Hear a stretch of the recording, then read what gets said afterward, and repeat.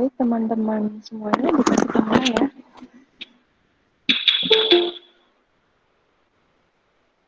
Gimana? Kita mulai sekarang.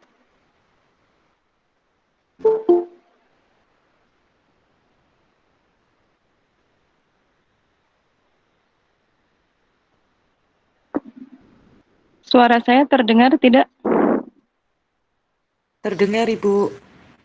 Baik. Terdengar, Bu. Oke, kita mulai sekarang saja ya, karena waktunya sudah semakin mepet. Sebelumnya, bismillahirrahmanirrahim. Assalamualaikum warahmatullahi wabarakatuh. Waalaikumsalam warahmatullahi wabarakatuh. Waalaikumsalam warahmatullahi wabarakatuh. Waalaikumsalam. Baik, teman-teman semua, tadi sudah download materinya ya. Untuk hari ini kita akan fokuskan pada pembahasan materi-materi yang belum kalian pahami atau mungkin masih ada yang kurang jelas dari pertemuan kedua dan ketiga yang kemarin. Ini saya share screen dulu. Sudah saya share screen ya. Dari materi yang kedua dulu untuk postulat relativitas. Nah, ini ada yang ditanyakan tidak?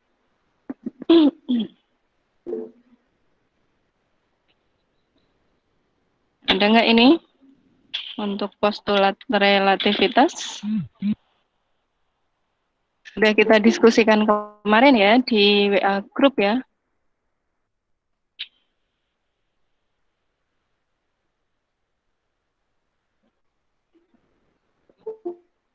Meet. Baik, kita mulai untuk yang pertemuan kedua dulu.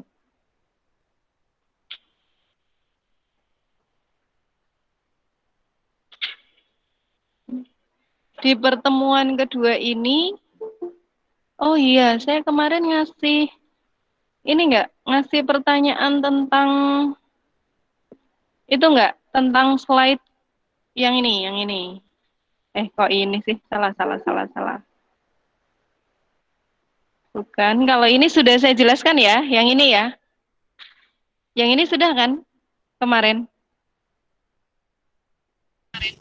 Ya, Sudah Bu, ya? Sudah. Nah, terus yang satunya lagi, yang ini, slide ke-12. Ini apakah sudah saya jelaskan atau belum?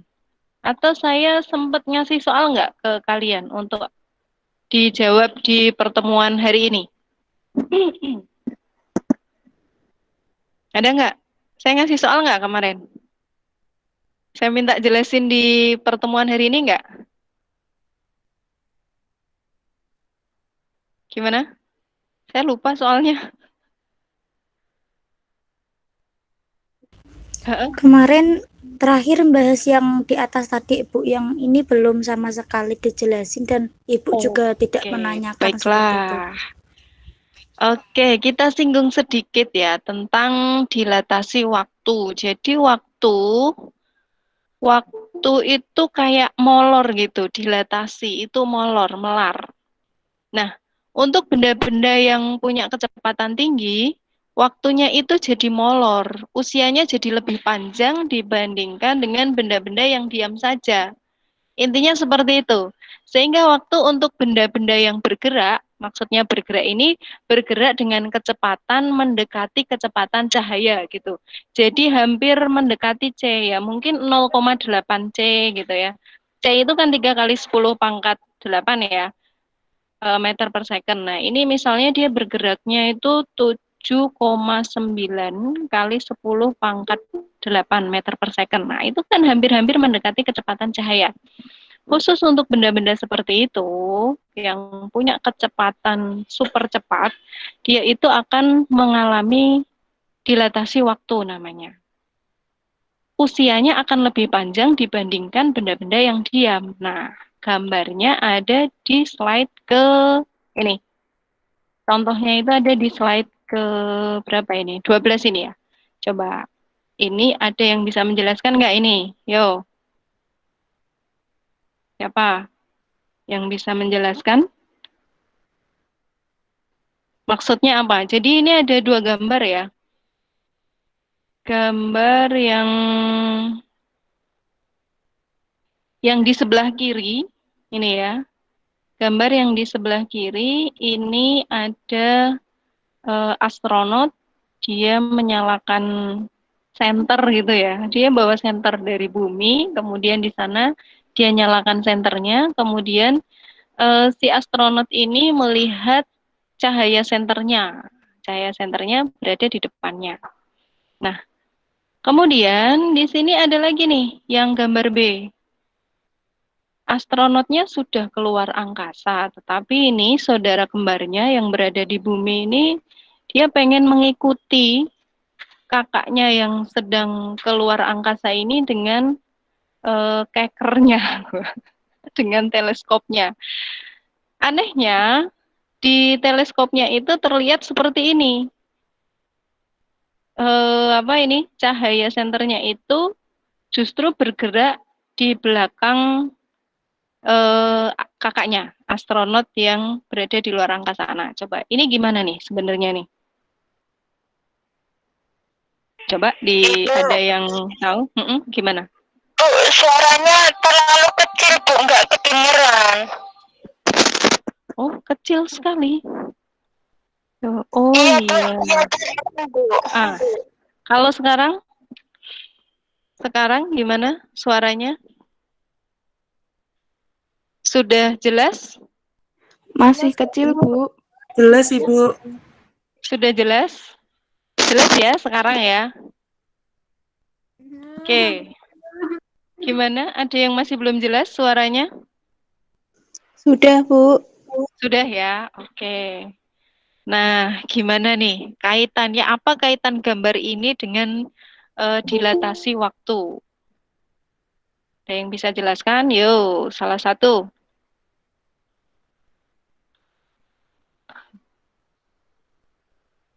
Gimana? Siapa ini?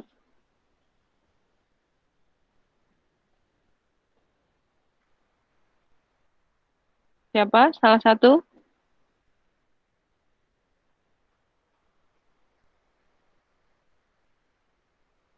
Kenapa? Kenapa kok cahayanya itu berada di belakang, justru terlihat dari bumi itu berada di belakang astronotnya?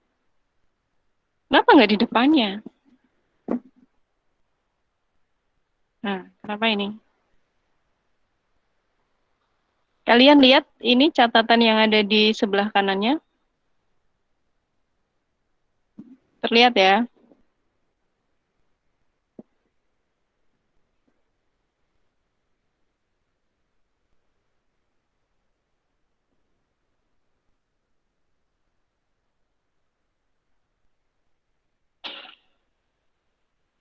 Coba ya, cek ya. Saya pengen tahu deh.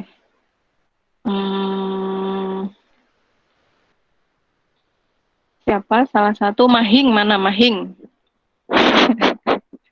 Sudah lama nih nggak dengar suaranya Mahing. Hadir, Bu. Hadir, ayo Mahing. Kira-kira kenapa itu Mahing?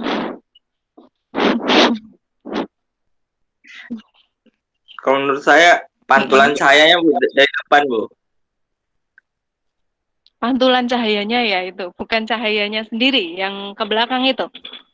Nah, Itu versinya Mahing. Yo, yang lain? Siapa Mahing? Kamu mau siapa yang jawab berikutnya? Denny Chandra, Bu. Ya, yo Den. Jangan nge-game aja Den. Yo, kenapa itu Den? Kayak gitu gambarnya. Mana Denny? Mana, Bu, gambarnya, Bu? Ini loh Den. Nih, seperti yang tadi dijelasin, ini kan di luar angkasa ya dia ya.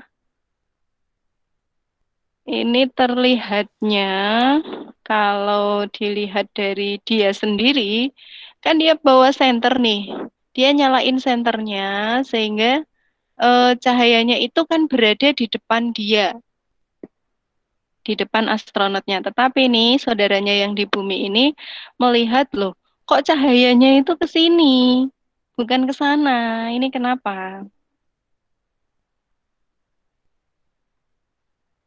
Ya, Den.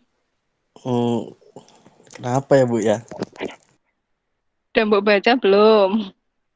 Itu pertemuan kedua loh. Oh, pertemuan kedua ya, Bu ya? Heeh. Yang lain gimana? Ada yang bisa memberikan pencerahan? Ini sudah saya kasihkan catatan ya sebenarnya di sebelah kanan ini. Kenapa kok ini terlihatnya seperti ini? Ini kaitannya dengan dilatasi waktu dari relativitas khusus miliknya Einstein ya. Yo. Karena saya Mm-mm. coba jawab ya, Bu. Ya, oke, siap. Karena Hmm? si pesawatnya itu tidak mungkin bergerak lebih cepat dari kecepatan cahaya. Mm-mm. Ya, betul. Jadi astronotnya kan berada di pesawat ya.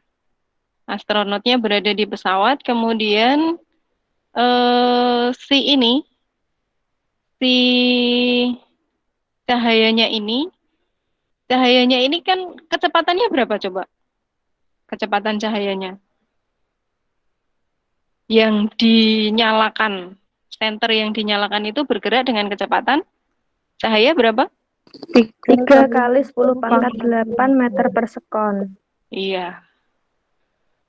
Benda-benda yang bergerak dengan kecepatan hampir mendekati kecepatan cahaya, apalagi ini kan cahaya ya, itu dia akan punya waktu yang lebih panjang, lebih lama dibanding benda-benda yang bergerak dengan kecepatan biasa. Sehingga di sini ini dia bergeraknya seolah-olah kalau yang ini ya, ini kan seolah-olah sudah sampai di sini nih ngelihatnya. Tetapi ternyata kalau kita ngelihat dari gambar yang B, ini cahayanya ini ketoke ke sini nih, seolah-olah ke sini. Jadi dia punya usia yang lebih panjang untuk sampai ke sini gitu.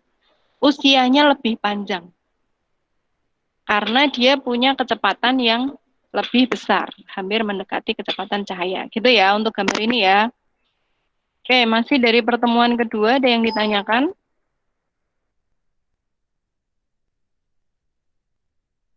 Cukup ya? Kita lanjut ke pertemuan ketiga yang tadi sudah saya share dari tadi malam. Sudah saya share di kelas. Nah, oke. Ini kita akan mempelajari tentang tetapan relativistik yang didasarkan pada 3 hal. Yang pertama itu adanya transformasi Galilean yang sebelum Einstein, kemudian ada postulat Einstein, kemudian ada juga yang ketiga ini sebagai dasar tentang transformasi Lorentz. Dari Galilean ke Lorentz, Lorentz ini sebenarnya transformasinya sudah ada sebelum Einstein, cuman waktu itu belum bisa membuktikan dengan formula yang tepat gitu, sehingga kemudian adanya Einstein di postulat Einstein itu sehingga transformasi Lorentz ini diperbaharui. Nah, ini dia transformasi Galilean. Menurut Galilean, kalau misalnya ada dua pengamat seperti ini antara S1 dan S aksen ini ya. Ini kan ada letusan di titik P ini. Dipandangnya dari S, ini ada orang di sini. Kemudian ada S aksen. Ada S dan S aksen. S ini ibaratnya ada dua orang. S ini dia diam, kemudian S aksen ini dia bergerak dengan kecepatan V terhadap S. Loh. Jadi ini semakin ke kanan gitu ya gerakannya, ke arah sumbu X. Nah, kalau seperti ini menurut Galilean, ini gerakannya berdasarkan sumbunya, transformasinya, ini S itu notasinya adalah X, kemudian Y, kemudian Z, dan T.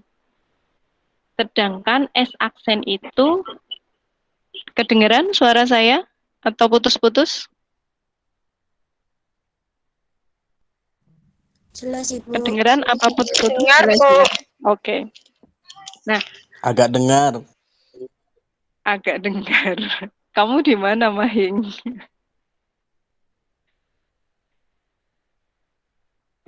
Jelas ya? Kalau sinyalnya masih terkendala, kalian bisa cari tempat yang mungkin sinyalnya lebih jelas lagi karena waktu kita hanya 30 menit ya. Ini tinggal tersisa 15 menit ya. Mudah-mudahan selesai lah. Nah, dari S ke S aksen ini menurut Galilean yang berubah itu hanya X aksennya karena dia kan bergerak searah sumbu X gitu. Sementara T-nya itu sama, antara T aksen dengan T itu sama. Itu menurut Galilean. Ini contoh soalnya. Contoh soalnya saya kembalikan. Di sini ada 2 orang pengamat ya, seorang penumpang di dalam kereta. Di dalam kereta itu dia berjalan dengan kecepatan 30 meter per second. Melintasi seorang pria yang sedang di peron stasiun. 20 detik setelah kereta melewatinya, pria di peron melihat seekor burung yang terbang dengan arah yang sama. Arahnya sama ya, sepanjang lintasan kereta pada saat kereta tersebut telah pergi sejauh 800 meter. Seperti apakah koordinat burung tersebut jika dipandang dari pria di peron? Di peron itu kan prianya bergerak. Dan bergerak maksudnya jaraknya berubah ya. Dan penumpang di dalam kereta. Coba kita lihat di sini. Koordinat pria di peron ini dia berjarak 800 meter ya. X-nya 800 meter terhadap burung itu. Kemudian kalian lihat Y dan Z-nya 0 karena tidak bergerak searah sumbu Y maupun Z. Kemudian waktunya juga 20 second kalau diamati dari pria di peron. Menurut koordinat transformasi Galilean. Kemudian yang B nih. Coba menjawab ini. Galilean, masih dengan Galilean. Coba. Ini pria yang berada di kereta itu kan bergerak dengan kecepatan berapa tadi? Kecepatan kereta? 30 meter per second. 30 meter per second. Sementara kalau kita mau mencari X aksennya itu X, jaraknya ini tadi dikurangi dengan V kalikan T. V-nya adalah kecepatan kereta tadi, kemudian T-nya dari sisi waktu ya. Sehingga menurut orang yang berada di dalam kereta, melihat burung itu berada pada jarak 200 meter. Beda ya berarti ya. Orang yang di peron melihat posisi burung itu berjarak 800 meter dari orang tersebut, dari stasiun gitu ya. Kemudian orang yang berada di kereta itu melihatnya lebih dekat. Hanya berjarak 200 meter dari orang yang berada di dalam kereta. Nah, tetapi yang aneh, coba kalian lihat di sini, menurut transformasi Galilean, waktunya sama-sama 20 detik, padahal pada jarak yang berbeda ya. Nah, ini yang kemudian dipermasalahkan oleh Einstein. Kita lanjutkan. Nah, itu tadi, T-nya sama-sama 20 detik. Baik itu orang yang berada di peron maupun orang yang berada di kereta, itu melihatnya sama-sama waktunya, merasakannya sama-sama 20 detik. Apakah itu mungkin? Nah, secara fisika itu transformasi Galilean belum mampu menjelaskan tentang itu. Nah, masih ada satu contoh lagi nih. tentang transformasi Galilean. Coba kalian lihat di sini. Sebuah sampel radioaktif yang berada di laboratorium melepaskan 2 buah elektron. Bayangin ya, 2 buah elektron, buletan kecil-kecil gitu ya. Buletan kecil-kecil itu keluar dari sebuah benda, tetapi dia itu bergerak dengan kecepatan yang super cepat. Salah satunya itu bergerak dengan kecepatan 0,6 C. Hampir mendekati kecepatan cahaya. Kan tadi dia melepaskan 2 elektron ya. Nah, terus elektron yang satunya itu bergerak dengan kecepatan 0,7 C. Beda ya. Yang satunya itu 0,6 C dan yang satunya lagi 0,7 C.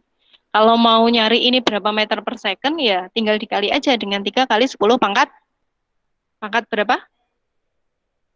8, Bu. Ya, betul. Tuh, hampir mendekati kecepatan cahaya. Gitu ya. Nah,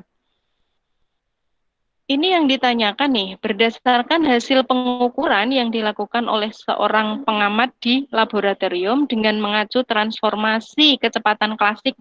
Klasik itu miliknya siapa tadi berarti? Transformasi klasik miliknya Galilean ya. Oke. Berapakah kecepatan sebuah elektron ketika diukur dari pengamat yang lain?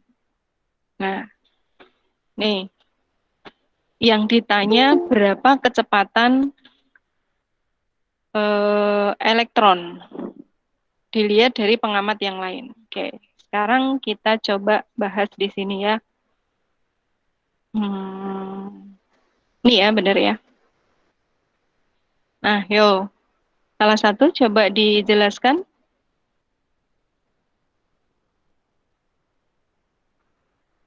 Coba dijelaskan salah satu kira-kira menurut pengamat laboratorium, pengamat yang lainnya gimana nih? Di situ sudah saya tampilkan. Ini ya, jawabannya. Oke. Salah satu, silahkan menjelaskan ini maksudnya seperti apa.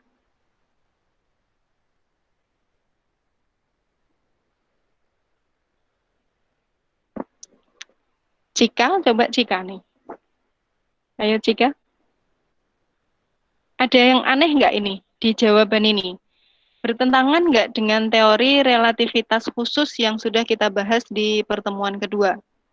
Di relativitas khusus itu pernah dijelaskan bahwa kecepatan cahaya itu paling cepat C, besarnya 3 kali 10 pangkat 8 meter per second kuadrat. Itu ya. Nah, sementara di sini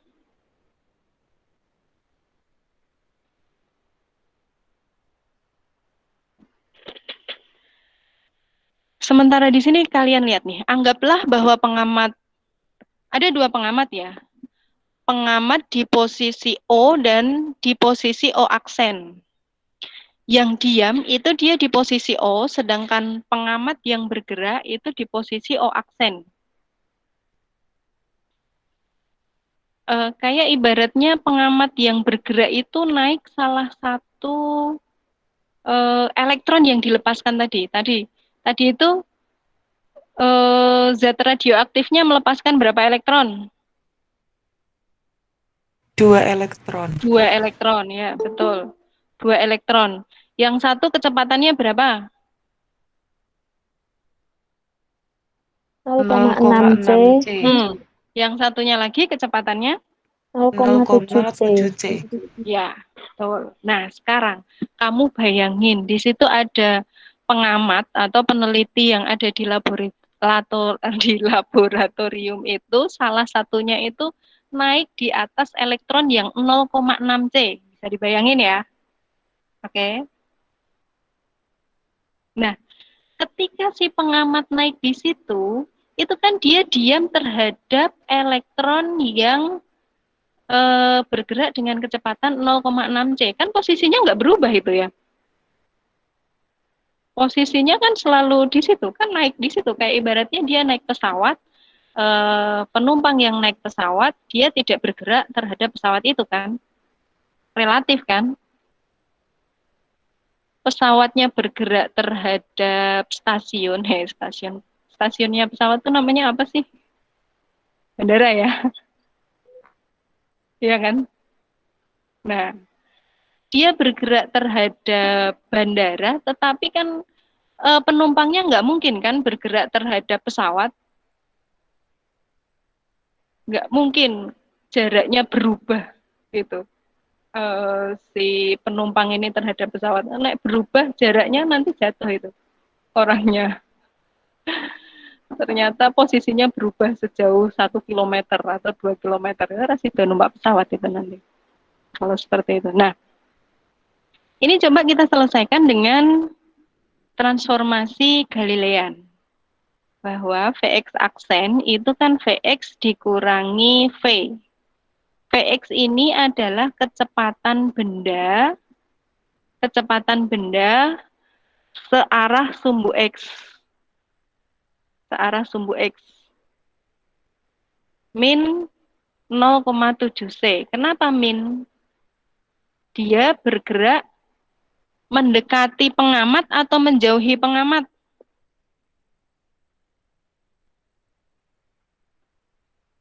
Kalau min mendekati atau menjauhi? Menjauhi. Ya, Menjauhi, Bu. ya. Nah, kemudian si pengamatnya itu sendiri dia bergerak dengan kecepatan 0,6 C kan? Karena dia naik di itu tadi ya, di elektron yang satunya tadi itu. Nah, kalau kita hitung di sini, min 0,7 C dikurangi dengan 0,6 C, hasilnya berapa? Min 1,3 C. Iya, min 1,3 C, coba. Hasil ini tidak konsisten dengan teori relativitas khusus. Nggak konsistennya gimana? Kenapa tidak konsisten? Karena hasilnya negatif dan lebih dari 1. Nah, karena hasilnya lebih dari 1. Tanda min ini hanya menunjukkan arah saja ya. Karena ini vektor ya. Min ini hanya menunjukkan kalau arahnya berlawanan dengan arah pengamat tadi. Tetapi coba kalian lihat, kan tadi Einstein di pertemuan kedua sudah kita bahas bahwa besarnya C itu paling tinggi itu besarnya 3 kali 10 pangkat 8, itu pun di ruang hampa. Kalau misalnya cahaya itu bergerak tidak di ruang hampa, maka kecepatannya itu akan kurang dari itu. Ya, paling tinggi itu ya 3 kali 10 pangkat 8 itu di ruang hampa. Dan itu berlaku sama, besarnya kecepatan cahaya itu invarian untuk semua pengamat. Gitu. Invarian, selalu sama untuk semua pengamat. Dan besarnya itu maksimal C. Nah, kalau kita kerjakan soal ini dengan transformasi Galilean, ternyata hasilnya itu lebih dari C, 1,3 C. Arahnya ke arah yang berlawanan, 1,3 C. Nggak ada sejauh ini di keilmuan itu belum ditemukan benda yang bergerak dengan kecepatan melebihi kecepatan cahaya, gitu ya. Jadi paling cepat pergerakannya itu ya cahaya, besarnya C itu tadi.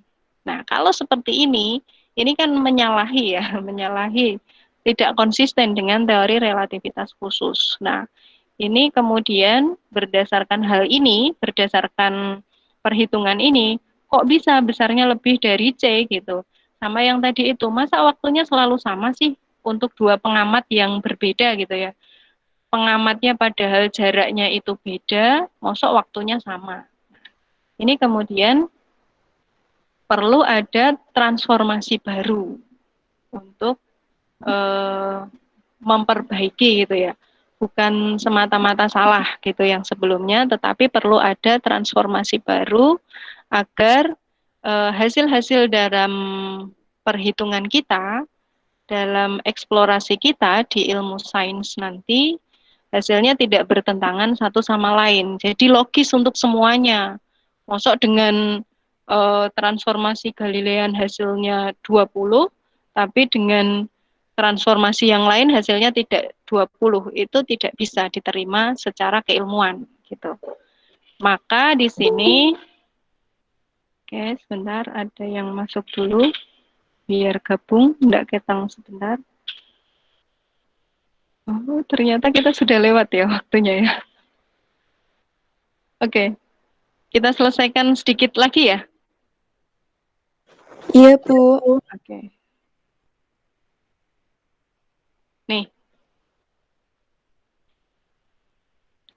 perlu ada transformasi baru yang melibatkan kecepatan relativistik. Jadi, relativistik. Dua pengamat yang berbeda, hasilnya belum tentu sama. Itu yang namanya relativistik. Tergantung, relatif. Dia jaraknya sama apa beda?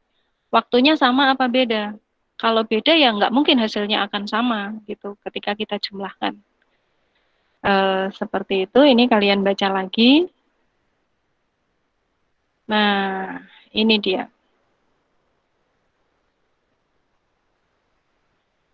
Jadinya menurut Einstein, ketidak konsistenan tadi, kemudian pendekatan yang dipakai oleh Einstein itu menggunakan transformasi Lorentz yang sudah ada setelah Galilean, dan kemudian Einstein ini mampu menjelaskan secara sistematis kejadian-kejadian oleh dua pengamat meskipun dia berada pada jarak yang sama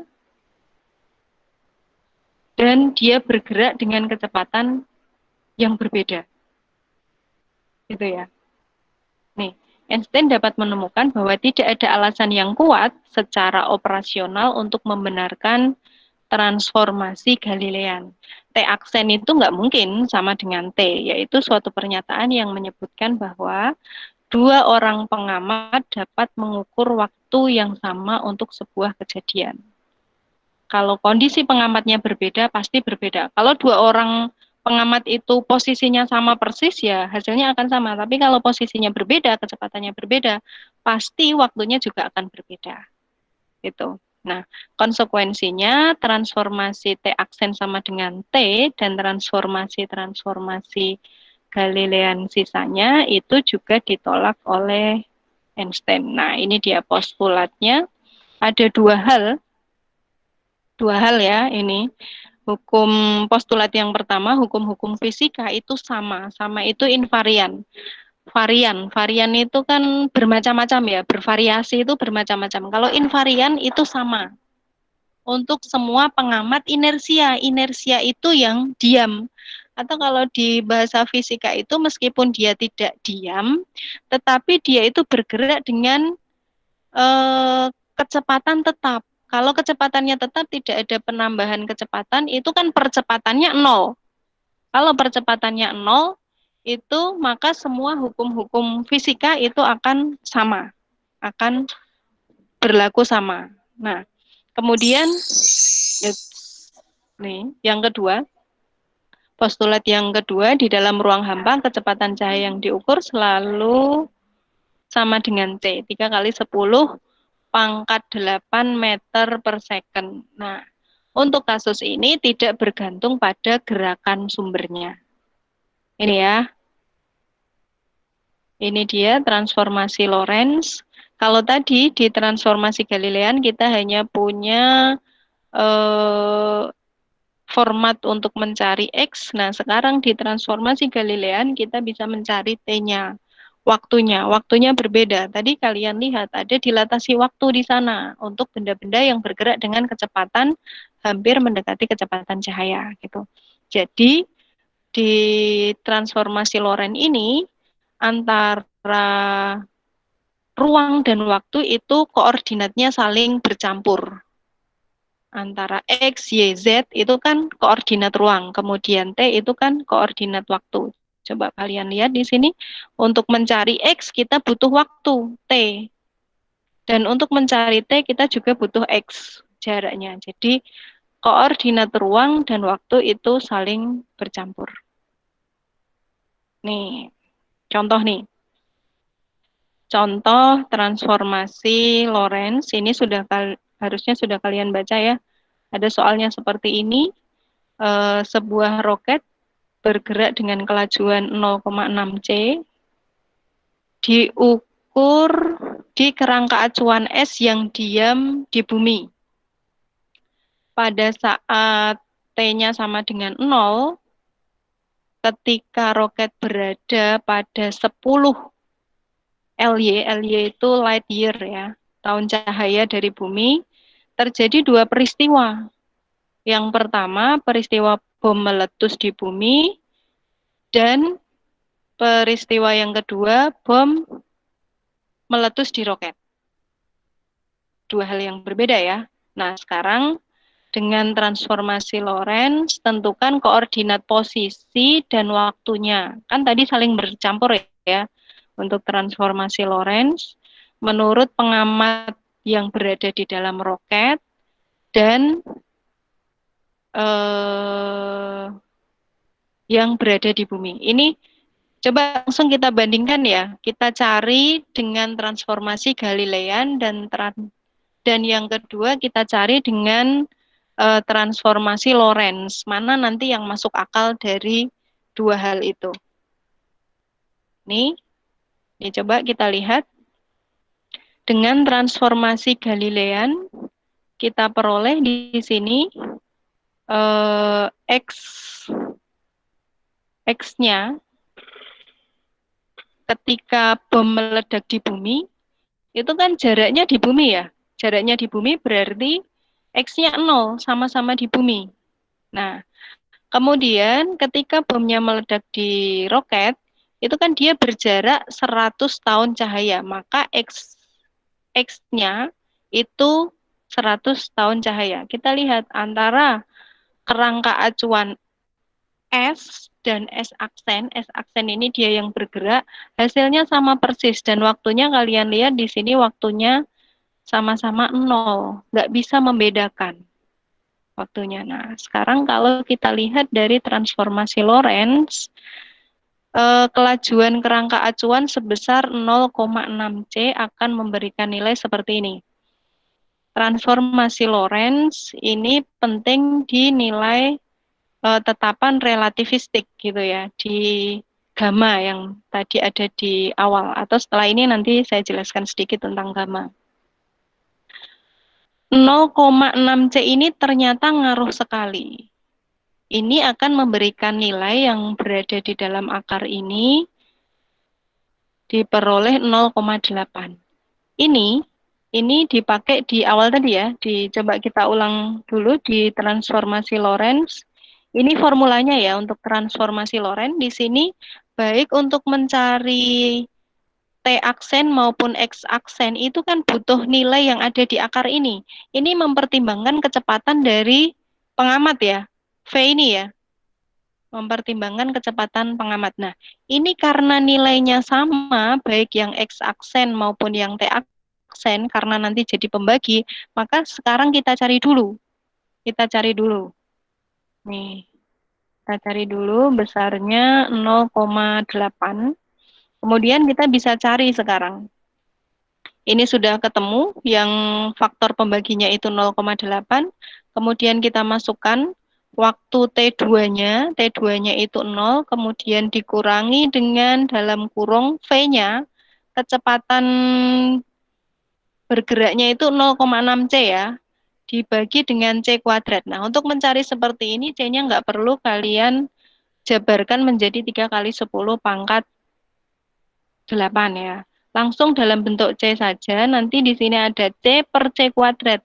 Maka ini nanti bisa kita coret salah satunya sehingga menjadi 0,6 per C gitu ya.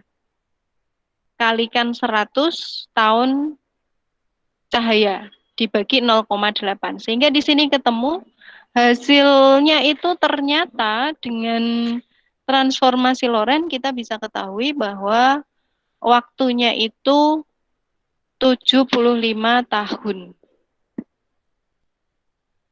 Tuh, dengan kerangka acuan yang bergerak. Ini bisa kita cari juga kecepatan ke arah sumbu X, kecepatan ke arah sumbu Y, maupun ke arah sumbu Z-nya.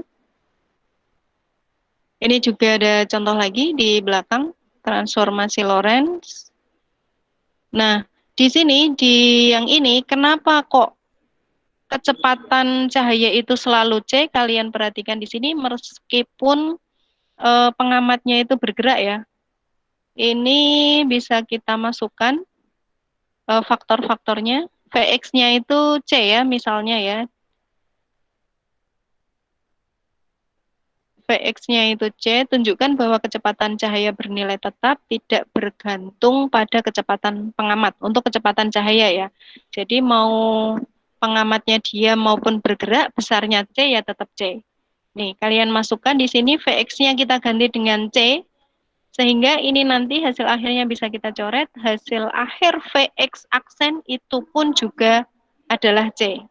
Berarti Vx-nya C, Vx aksennya juga C. Makanya nilai kecepatan cahaya itu selalu tetap, tidak bergantung pada pengamat. Ini tetapan relativistik, seperti yang tadi sudah kita cari. Ini dilatasi waktu.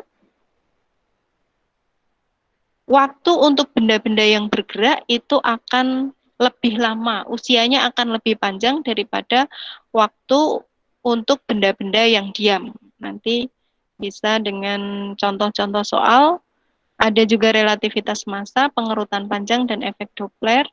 Ini dia untuk formula-formulanya, kalian lihat nanti, ini relativitas massanya.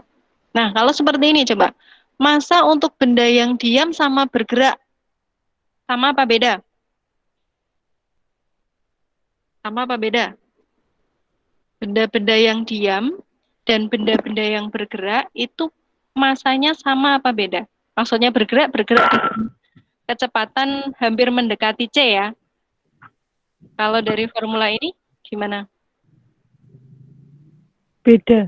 Beda ya. Lebih besar mana? Lebih besar benda bergerak. Iya, benda yang bergerak itu akan punya massa yang lebih besar daripada benda-benda yang diam saja. Diam. Oke, sip. Ini efek Doppler, nanti juga sama seperti itu. Nah, di sini juga ada momentum relativistik. Di fisika dasar 2 sudah dibahas ya.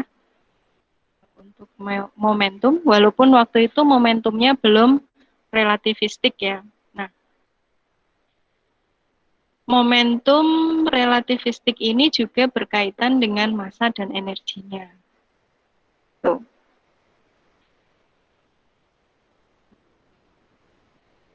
Oke, nah sebelum next meeting kita latihan soal, coba ada salah satu dulu yang menurut kalian apa sih inti dari momentum relativistik ini? Coba di slide ini, intinya apa?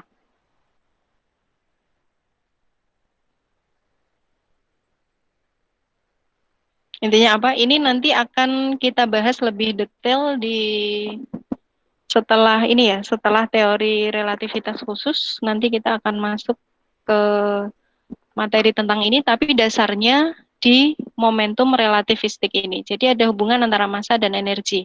Coba, kalau memahami ini, menurut pemahaman kalian bagaimana nih? Saya pengen tahu nih.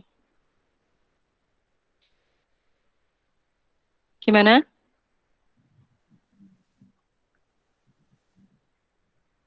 Saya Bu. Iya, gimana? Setiap benda yang bergerak dengan kecepatan V memiliki momentum linear yang berbanding lurus dengan massa dan kecepatannya. Massa dan kecepatannya. Terus. Momentum suatu benda bergerak dengan kecepatan mendekati kecepatan cahaya C akan mengalami perubahan massa dalam momentum tersebut karena mengalami gejala relativitas. Terus? Sudah, Bu. Sudah. Nah, ya. Satu hal lagi saya tambahkan di sini kaitannya dengan energi kinetik. Energi kinetik itu kan gerakan benda ya. Nanti ada yang namanya efek fotolistrik setelah ini ya. Setelah ini. Nah, benda yang diam itu kan punya energi ya. Benda yang diam itu punya energi. Energi diam namanya. M0 kalikan C kuadrat. Ya kan? Nah, oke. Ini ya. Oke. Gimana? Oke, Bu. Oke ya. Nah, sekarang.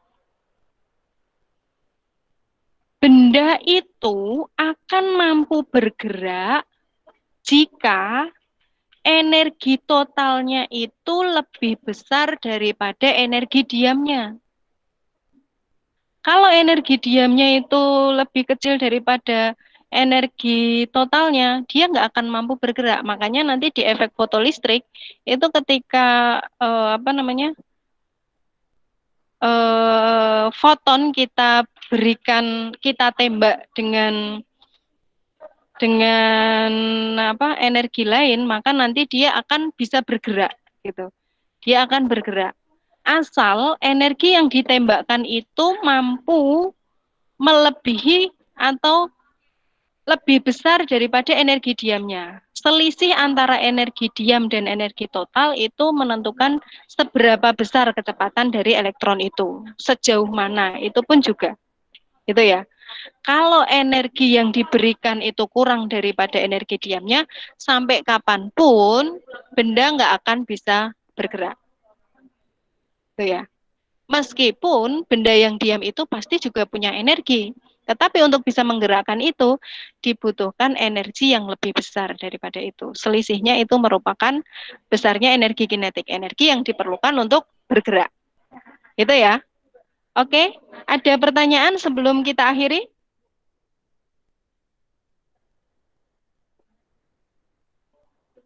Ada pertanyaan? Belum ada. Baik, kalau tidak ada, kita cukupkan dulu sampai di sini untuk hari ini. Insya Allah next meeting kita akan latihan soal. Dari saya kurang dan lebihnya mohon maaf.